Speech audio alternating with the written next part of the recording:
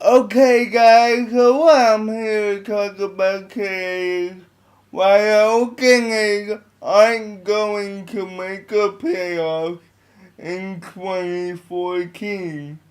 And the main reason why I say this is because when you look at the Oakland Athletics, even though they had a record of 96 and 66 last year and won the ALS, they haven't been very active this offseason.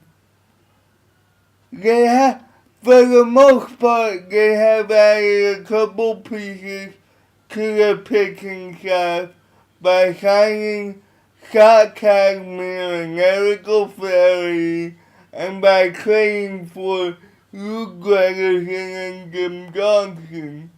Meanwhile, on the offensive end, they only added Chris Gentry.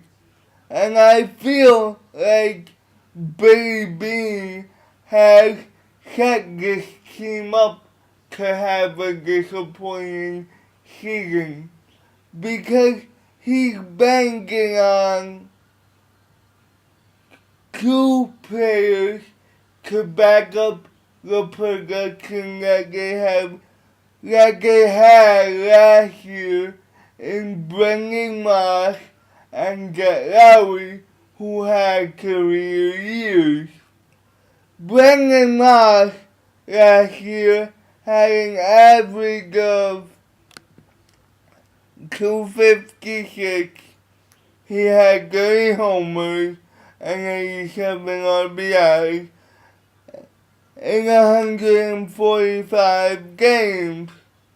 And in the average home run and RBI categories, and even games played, that's a career high for him. And I think he may take a little bit of a step back this upcoming season. He might revert back to his 162 game averages, which is a batting average of 253 with 22 homers and 74 RBIs. Compile that with Jet Lowry, who last year played his highest amount of games when he played 154 games. His previous high was 97. Jet Lowry last year batted .290 with 15 homers and 75 RBIs. Now, before last season, he hadn't played 100 games in any year, so the question is for him, can he play over 100 games this season? And his track record says he won't. So I'm worried that the Oakland Athletics, by counting on these guys to produce like they did last year, are setting themselves up to not make the playoffs. And you might be saying, well, Josh Reddick is coming back. And that's true, but you don't know what you're gonna get out of him, considering the fact that he had a wrist injury all throughout last season. Now Josh Reddick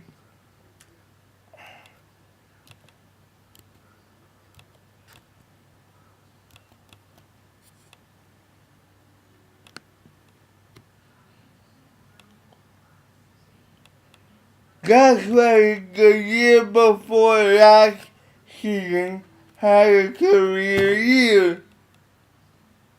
He had a batting average of 305. He had 32 homers with 85 RBIs.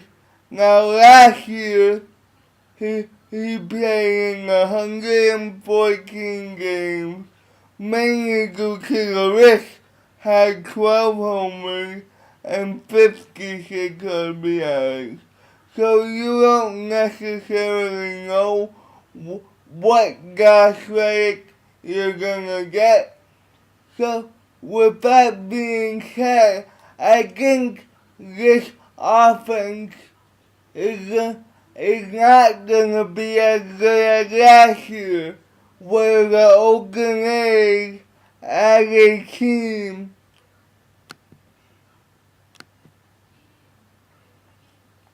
had a 254 batting average, which was 8th in the American League.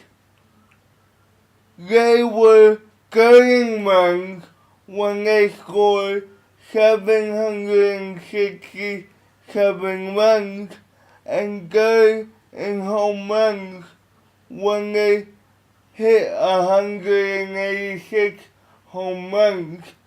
My biggest concern with this team is on the offensive end.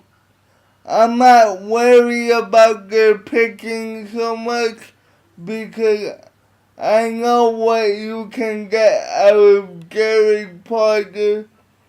Last year, Jarrod Parker had a 12-8 record for a 3.97 ERA, and behind him is probably gonna be Sonny Gray, who last year went 5-3 with a 2.67 ERA.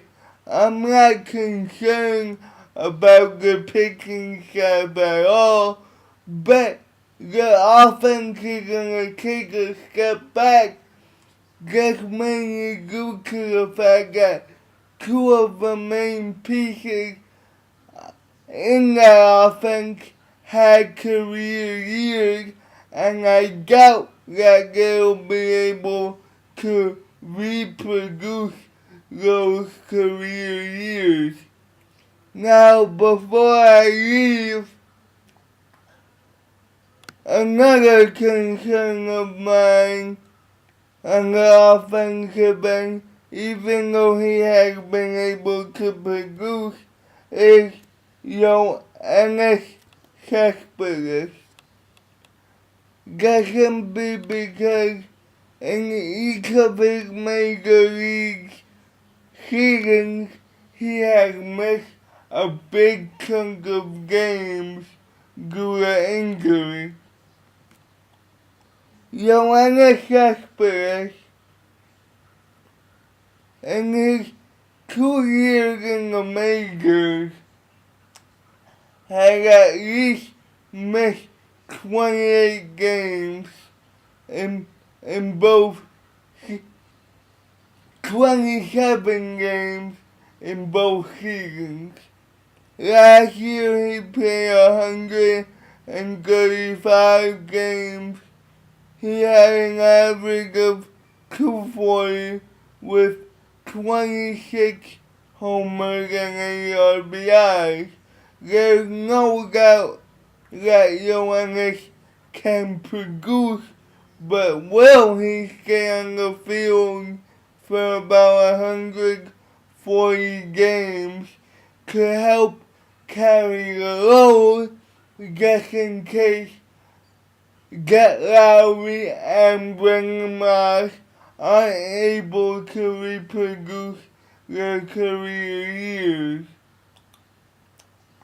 And the Oakland A's last year had a pitching staff ERA of 3.56 and that was good in the American League. I think they could keep that up, but again, my only concern is the offense and how the offense gonna do. That's it for right now, guys. Peace.